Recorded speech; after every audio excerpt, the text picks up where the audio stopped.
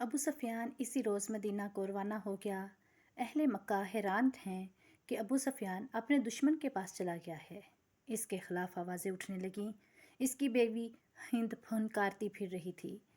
مدینہ پہنچ کر ابو سفیان نے جس دروازے پر دستک دی وہ اس کی اپنی بیٹی ام حبیبہ کا گھر تھا۔ دروازہ کھلا۔ بسم اللہ الرحمن الرحیم۔ خالد بن ولید کا پارٹ نمبر 7 لے کر حاضر خدمت ہوں۔ ابو سفیان نے کہا، میں قتل ہو سکتا ہوں، میں بزدل نہیں، ڈرپوک بھی نہیں، لیکن میں اپنے وعدے سے نہیں پھر سکتا۔ کیا تم بھول گئی ہو کہ حدیبیہ میں محمد صلی اللہ علیہ وسلم کے ساتھ میرا کیا معاہدہ ہوا تھا؟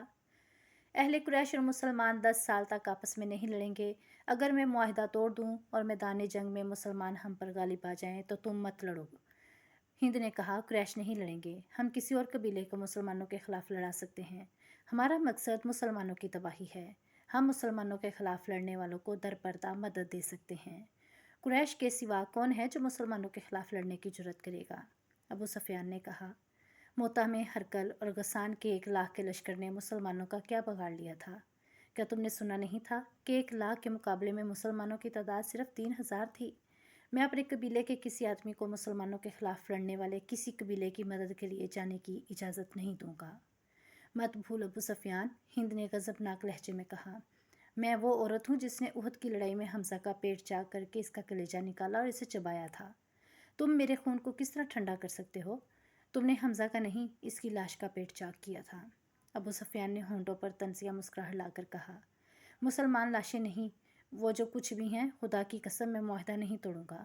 معاہدہ تو میں بھی نہیں توڑوں گی، ہند نے کہا، لیکن مسلمانوں سے انتقام ضرور لوں گی، اور یہ انتقام بھیانک ہوگا۔ قبیلہ قریش میں غیرت والے جنگجو موجود ہیں، آخر تم کرنا کیا چاہتی ہو؟ ابو سفیان نے پوچھا۔ تمہیں جلدی پتہ چل جائے گا، ہند نے کہا۔ مکہ کے گرد و نواح میں خزاں اور بنو بکر 2 قبیلے آباد تھے۔ ان کی آپس میں بڑی پرانی دعوت تھی۔ حدیبیہ میں جب مسلمانوں اور قریش میں صلح ہوگی اور 10 سال تک عدم جارحیت کا معاہدہ ہو گیا تو یہ دونوں قبیلے اس طرح اس معاہدے کے فریق بن گئے کہ قبیلہ خزاں نے مسلمانوں کا اور قبیلہ بنو بکر نے قریش کا اتحادی بننے کا اعلان کر دیا تھا۔ معاہدہ جو تاریخ میں صلح حدیبیہ کے نام سے مشہور ہوا، خزاں اور بنو بکر کے لیے یوں فائدہ مند ثابت ہوا کہ دونوں قبیلے کی آئے دن کی لڑائیاں بند ہو گئیں۔ اچانک یوں ہوا کہ بنو بکر نے ایک رات خزاں کی ایک بستی پر حملہ کر دیا۔ یہ کوئی بھی نہ جان سکا کہ بنو بکر نے معاہدہ کیوں توڑا دیا ہے۔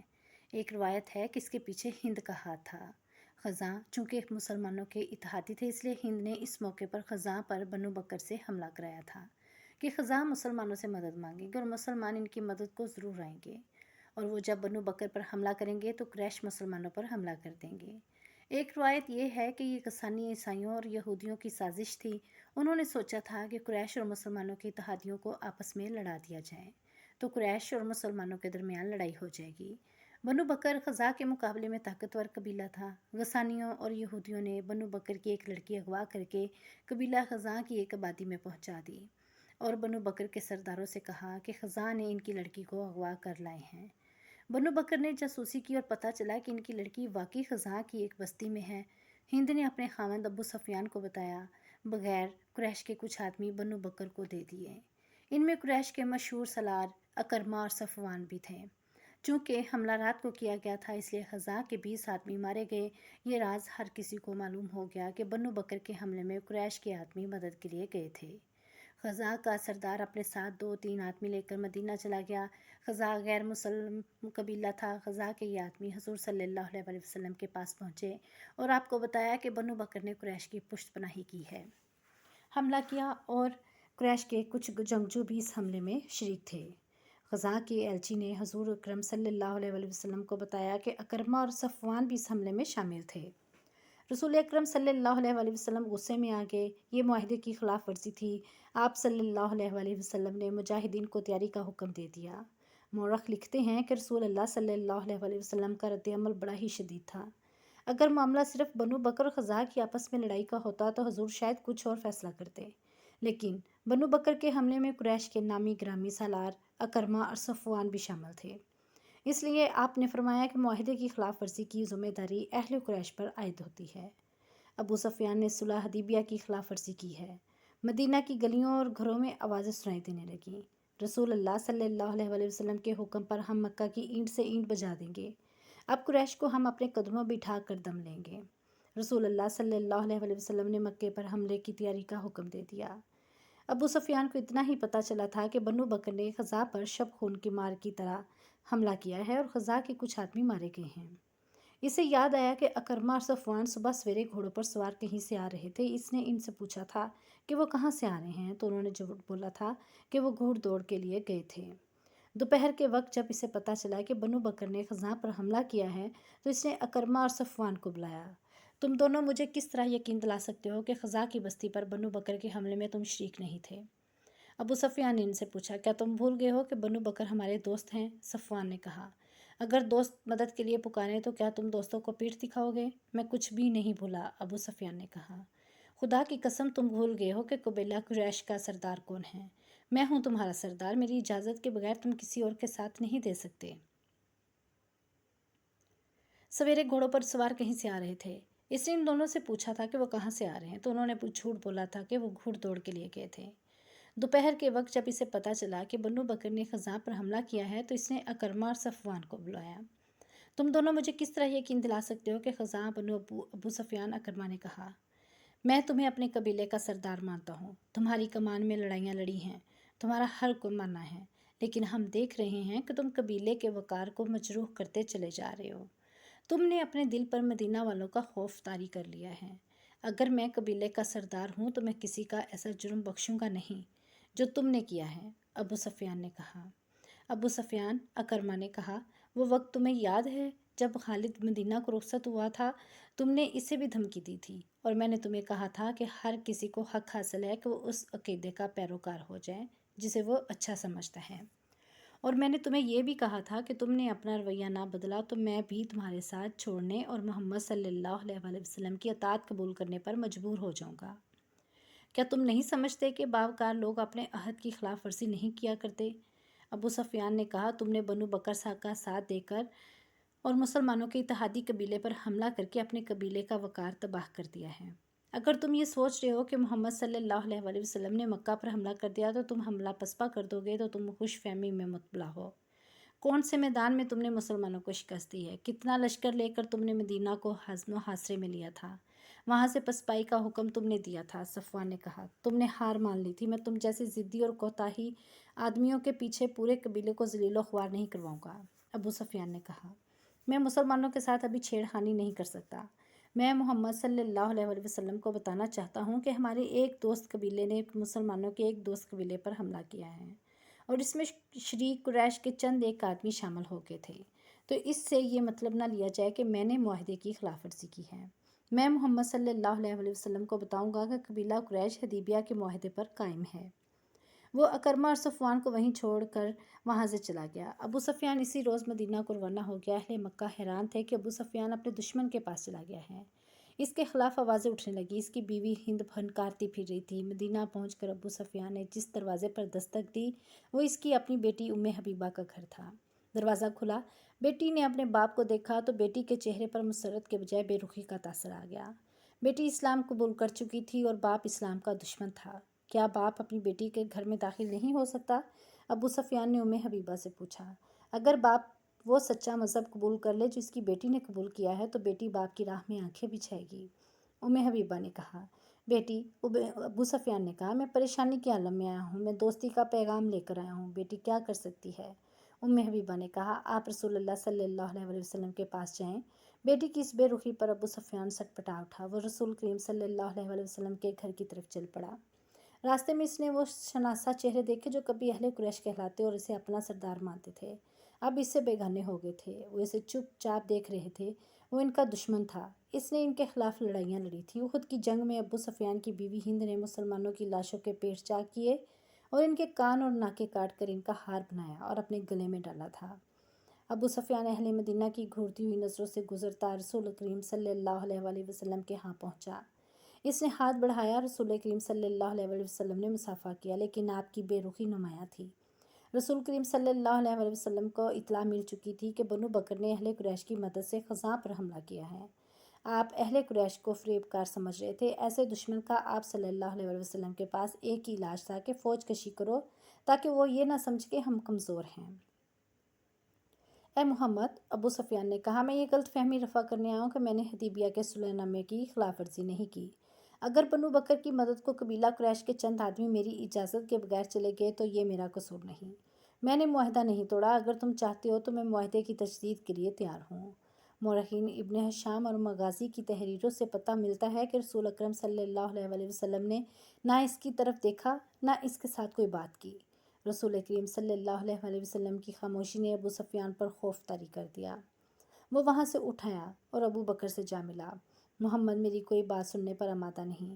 ابو سفیان نے ابو بکر سے کہا، تم ہم میں سے ہو؟ اور ابو بکر، خدا کی قسم ہم گھر آئے مہمانوں کے ساتھ ایسا سلوک نہیں کیا کرتے تھے کہ اس کی بات بھی نہ سنیں۔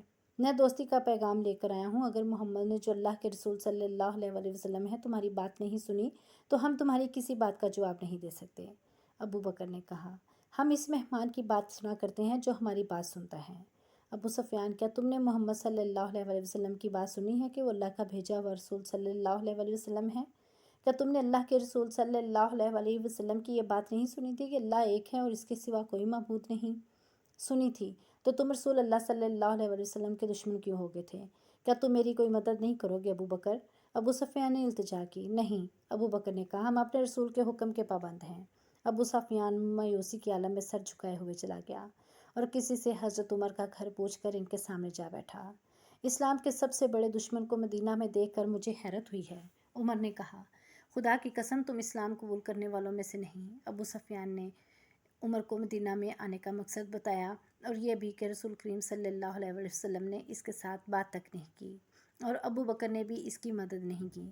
میرے پاس اگر چیونٹیوں جیسی کمزور فوج بھی ہو تو بھی تمہارے خلاف لڑوں گا۔ عمر نے کہا، تم میرے نہیں، میرے رسول صلی اللہ علیہ وسلم اور میرے مذہب کے دشمن ہو۔ میرا رویہ وہی ہوگا جو اللہ کے رسول صلی اللہ علیہ وسلم کا ہے۔ ابو سفیان فاطمہ سے ملا، حضرت علی سے ملا، لیکن کسی نے بھی اس کی بات نہ سنی۔ وہ مایوس اور نامراد مدینے سے نکلا۔ اس کے گھوڑے کی چال اب وہ نہیں تھی جو مدینہ کی طرف آتے وقت تھی۔ گھوڑے کا بھی جیسے سر جھکا ہوا تھا، وہ مکہ کو جا رہا تھا۔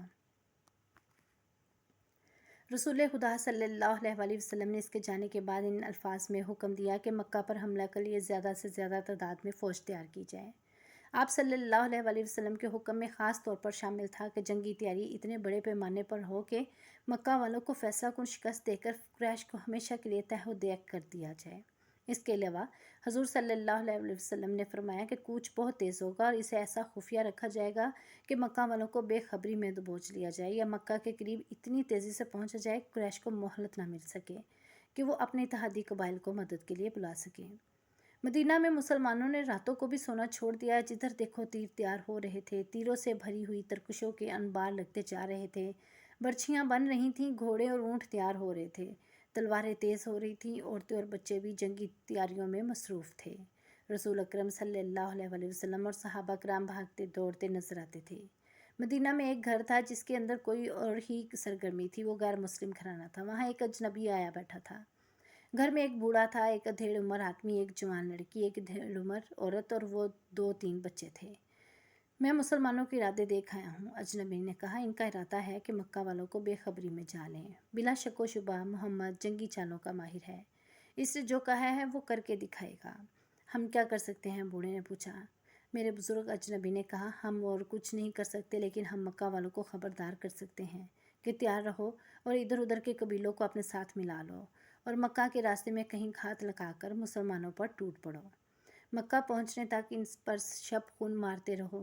مسلمان جب مکہ پہنچیں گے تو ان کا دمخم ٹوٹ چکا ہوگا، قسم اس کی جس میں میں پوچھتا ہوں۔ بوڑھے نے جوشیلی آواز میں کہا، تم عقل والے ہو، تم خدائے یہودا کے سچے پجاری ہو۔ خدائے یہودا نے تمہیں عقل و دانش عطا کی ہے، کیا تم مکہ نہیں جا سکتے؟ نہیں، اجنبی نے کہا۔ مسلمان ہر غیر مسلم کو شک کی نگاہ سے دیکھ رہے ہیں، یہ جانتے ہیں کہ میں یہودی ہوں، وہ مجھ پر شک کریں گے، میں اپنی جان پر کھیل جاؤں گا۔ مجھے ان یہودیوں کے خون کا انتقام لینا ہے جنہیں مسلمانوں نے قتل کیا تھا۔ میری رگوں میں بنو قریظہ کا خون دوڑ رہا ہے، یہ میرا فرض ہے کہ میں مسلمانوں کو ضربے لگاتا رہوں، اور میں اپنا یہ فرض ادا نہ کروں تو خدا یہودا مجھے اس کتے کی موت مارے جس کے جسم پر خارش اور پھوڑے ہوتے ہیں۔ اور وہ تڑپ تڑپ کر مرتا ہے، لیکن میں نہیں چاہتا کہ میں پکڑا جاؤں۔ میں مسلمانوں کو ڈنک مارنے کے لیے زندہ رہتا چاہتا ہوں۔ میں بوڑھا ہوں، بوڑھے نے کہا، مکہ دور ہے، گھوڑے یا اونٹ پر اتنا تیز سفر نہیں کر سکوں گا کہ مسلمانوں سے پہلے مکہ پہنچ جاؤں۔ یہ کام بچوں اور عورتوں کا بھی نہیں۔ میرا بیٹا ہے مگر بیمار ہے۔ اس انعام کو دیکھو جو ہم تمہیں دے رہے ہیں، اجنبی یہودی نے کہا۔ یہ کام کر دو، انعام کے علاوہ ہم تمہیں اپنے مذہب میں شامل کر کے اپنی حفاظت میں لے لیں گے۔ کیا یہ کام میں کر سکتی ہوں؟ ادھیڑ عمر عورت نے کہا، تم نے میری اونٹنی نہیں دیکھی، تم نے مجھے اونٹنی کی پیٹھ پر کبھی نہیں دیکھا۔ اتنی تیز اونٹنی مدینہ میں کسی کے پاس نہیں ہے۔ ہاں، یہودی نے کہا، تم یہ کام کر سکتی ہو۔ اونٹوں اور بکریوں کو باہر لے جاؤ، تمہاری طرف کوئی دھیان نہیں دے گا، تم انہیں چرانے کے لیے ہر روز لے جاتی ہو، آج بھی لے جاؤ۔ اور مدینہ سے کچھ دور جا کر اپنی اونٹنی پر سوار ہو جاؤ۔ اس نے ایک کاغذ اور ایک عورت کو دیتے ہوئے کہا، اسے اپنے سر کے بالوں میں چھپا لو۔ اونٹنی کو دوڑتی لے جاؤ اور مکہ میں ابو سفیان کے گھر جاؤ اور بالوں میں سے یہ کاغذ نکال کر اسے دے دو۔ لاؤ، عورت نے کاغذ لیتے ہوئے کہا، میرا انعام میرے دوسرے ہاتھ پر رکھ دو، اور اس یقین کے ساتھ میرے گھر سے جاؤ کہ مسلمان مکہ سے واپس آئیں گے تو ان کی تعداد آدھی بھی نہیں ہوگی، اور ان کے سر جھکے ہوئے ہوں گے اور شکست ان کے چہروں پر لکھی ہوئی ہوگی۔ یہودی نے سونے کے 3 ٹکڑے عورت کے دیے اور بولا، یہ اس انعام کا نصف حصہ ہے جو ہم تمہیں اس وقت دیں گے جب تم یہ پیغام ابو سفیان کے ہاتھ میں دے کر واپس آؤ گی۔ اگر میں نے کام کر دیا اور زندہ واپس نہ آ سکی تو باقی انعام تمہارے بیمار خامد کو ملے گا۔ یہودی نے کہا، یہ عورت کسی بھی تاریخ میں نام نہیں دیا گیا، اپنے اونٹ اور بکریاں چرانے کے لیے لے گئی۔ انہیں وہ ہانکتی جا رہی تھی، کسی نے بھی نہ دیکھا کہ اونٹوں کی پیٹھیں ننگی تھیں، لیکن اونٹنی سواری کے لیے تیار کی گئی تھی۔ اس کے ساتھ پانی کا مشکیزہ اور ایک تھیلا بھی بندھا ہوا تھا۔ عورت اس ریوڑ کو شہر سے دور لے گئی۔ بہت دیر گزر گئی تو یہودی نے اس جوان لڑکی کو جو گھر میں تھی کہا، وہ جا چکی ہوگی، تم جاؤ اور اونٹوں اور بکریوں کو شام کے وقت واپس لے آنا۔ وہ لڑکی ہاتھ میں گاڑیوں والی لاٹھی لے کر باہر نکل گئی، لیکن وہ شہر سے باہر جانے کے بجائے شہر کے اندر چلی گئی۔ وہ اس طرح ادھر ادھر دیکھتی جا رہی تھی جیسے کسی کو ڈھونڈ رہی ہو۔ وہ گلیوں میں سے گزری اور ایک میدان میں جا رکی۔ وہاں بہت سے مسلمان ڈھالے اور تلواریں لیے تیغ زنی کی مشق کر رہے تھے۔ ایک طرف شتر دوڑ ہو رہی تھی اور تماشائیوں کا بھی ہجوم تھا۔